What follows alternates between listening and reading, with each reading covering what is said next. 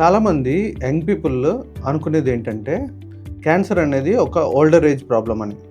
But నిజం ఏంటంటే older ఏజ్లో క్యాన్సర్ రావడం కంటే యంగర్ ఏజ్లో వచ్చే ఛాన్సెస్ కూడా ఈ మధ్య పెరిగిపోయాయి.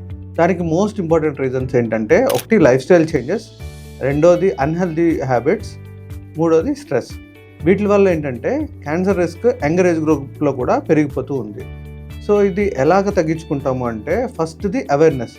రెగ్యులర్గా అవేర్నెస్ పెంచుకోవడం, హెల్త్ చెకప్స్ చేయించుకోవడం, తర్వాత కన్సల్టేషన్ ఒకవేళ అవసరమైతే డాక్టర్ కన్సల్టేషన్ తీసుకోవడం వల్ల ఈ రిస్క్ తగ్గుతూ ఉంటుంది. తర్వాత ఏవైతే ఆల్రెడీ ఉన్న రిస్క్ ఫ్యాక్టర్స్ ఉన్నాయో వాటిని తగ్గించుకోవడం వల్ల, స్మోకింగ్, ఆల్కహాల్ హ్యాబిట్స్ ఉంటే అవి అవాయిడ్ చేయడం వల్ల, తర్వాత బ్యాలెన్స్డ్ డైట్ పెంచుకోవడం వల్ల వీటి వల్ల క్యాన్సర్ రిస్క్ అనేది తగ్గుతూ ఉంటుంది.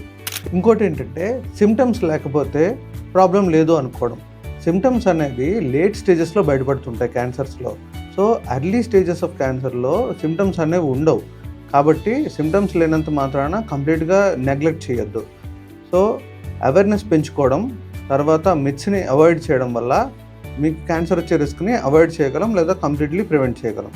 So for further information like this, please contact me or you can follow me. Thank you.